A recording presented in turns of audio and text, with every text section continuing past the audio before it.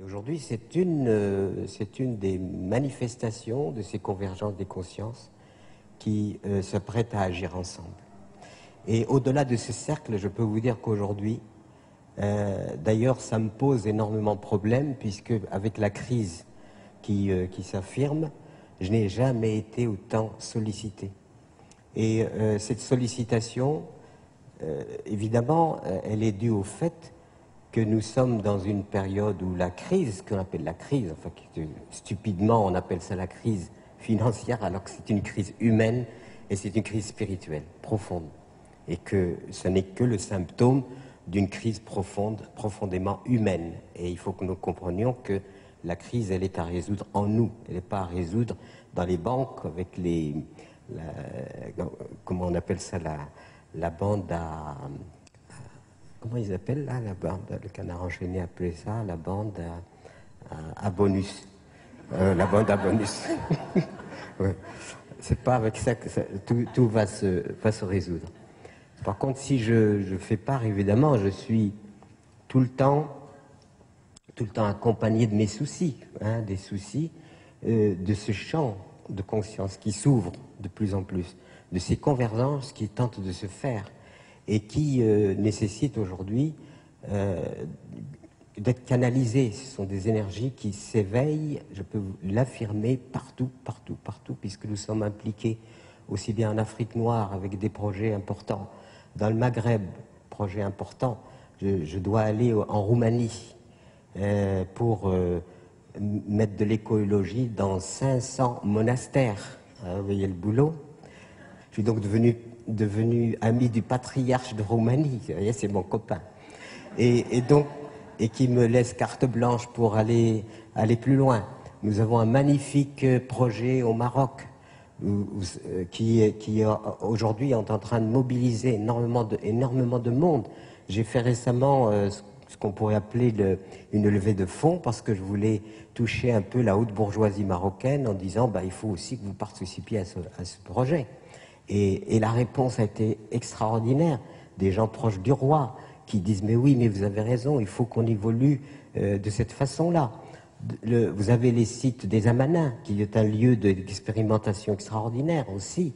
Vous avez ma propre fille qui a mal tourné, elle a créé un hameau des Buis avec l'école Montessori, etc. Et c'est en train de pousser, c'est en train de s'incarner. Parce que le problème aujourd'hui, c'est qu'il y a pléthore de théories et de concepts et déficit de réalisation. Nous sommes dans ce plan-là. C'est pour ça qu'il est important que maintenant, plutôt que de rester dans des nébuleuses de réflexion, mais on le sait que le monde va mal. Jusqu'à quand on va ajouter des films et des écrits et remplir nos bibliothèques et recevoir des revues sur le monde qui va mal? Ça me paraît presque un aveu d'impuissance que de consommer du monde qui va mal. Ce qui est important aujourd'hui, et c'est là, et cette réunion n'aurait aucun sens si elle ne nous transmet pas, si elle ne nous convainc pas de la nécessité d'agir. Et pourquoi nous avons choisi le colibri? Parce qu'on pense qu'à partir du minimum, ça peut être plus grand, mais même le minimum n'est pas méprisable. Rien n'est méprisable. Toute intention est bonne. Mais attention à l'illusion. Je dis souvent, on peut manger bio, recycler son eau, se chauffer à l'énergie solaire et puis exploiter son prochain. Donc la nécessité aujourd'hui, c'est de dire par où on doit engager le changement. On ne peut pas l'engager autrement que par soi-même. Soi-même, c'est-à-dire revenir à une introspection profonde de soi, à partir de laquelle on se situe par rapport à cette urgence que représente aujourd'hui l'histoire humaine. Et nous sommes au bord du gouffre, au bord du précipice. C'est une évidence. Et quelquefois, j'entretiens une indignation permanente parce que je ne veux pas rentrer dans la colère. Mais l'indignation est toujours là. Mais cette indignation, faisons non pas du réactionnel, mais construisons avec cette indignation. Parce que le monde continuera dans sa logique. Lui, il ne peut pas faire. Même les politiques, je ne sais pas s'il faut les admirer ou les plaindre, mais ils sont pris dans le marasme de toutes ces choses-là.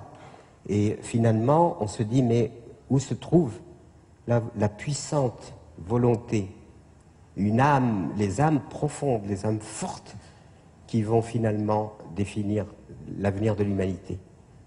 On remet notre destin à des timoniers aveugles. Et il faut maintenant, il n'y a que la conscience de la base, parce que c'est cette base-là qui ressent les choses. C'est cette base-là qui vit les choses, au quotidien. Au quotidien, on est confronté à des questionnements sur nous-mêmes, sur notre travail. Est-ce qu'on va avoir du travail? Est-ce qu'on va, la société va évoluer, etc. Eh bien, cette insécurité, plutôt que d'en faire de la peur, faisons de la créativité. Il y a Alan Watts qui avait écrit un livre qui s'appelle « Bienheureuse insécurité ». Parce que quand on est installé dans l'incertitude, ces certitudes nous endorment. Et aujourd'hui, nous n'avons pas à nous endormir. Et je bénis cette incertitude, et je bénis cette situation dans laquelle les horizons se brouillent. Et parce que les horizons se brouillent, eh bien, on fait appel à la lumière. Donc, agissons. Agissons comme nous pouvons. J'ai dit aussi, à l'occasion d'une rencontre à l'UNESCO, on me dit, bon, maintenant, on va rentrer chez nous. Qu'est-ce qu'on va faire?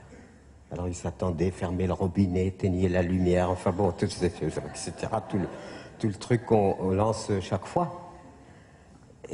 Mais non, c'est pas seulement en fermant le robinet, on est là qu'on va changer la société. Pour moi, c'était de dire, rentrez chez vous, réconciliez-vous avec vos compagnons, vos compagnes, dissipez ce qu'il y a en vous, les toxines que nous portons en nous. Toutes ces toxines qui divisent, qui créent du mal-être et de la souffrance mutuelle.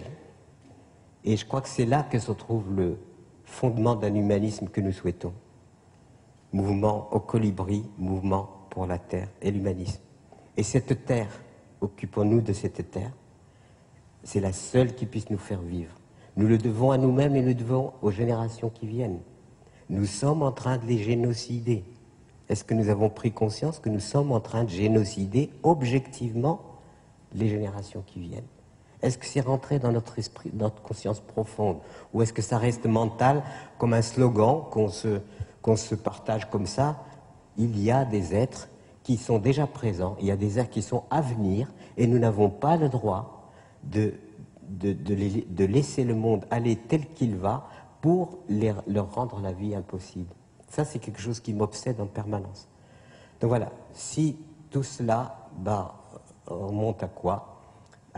Mettons en route cette énorme énergie, parce que c'est une énergie qu'on appelle d'une façon relative. Pour moi, tous les mots sont relatifs par rapport à cette énergie créatrice qui est dans l'univers et dans le monde, qu'on a appelé d'une façon approximative l'amour. Mais je vous assure que c'est une énergie constructive la plus puissante qui puisse exister. Rien n'est plus puissant que l'amour. Et pourtant, il n'y a pas plus de déficit en amour que dans cette société. Donc retrouvons cette énergie constructive. Mais pas un amour réduit à nos petites niaiseries. Non, l'amour puissant, l'amour créateur, l'amour puissant, c'est pas celui qu'on adapte à notre étroitesse, mais cet amour immense qui est capable de changer le monde.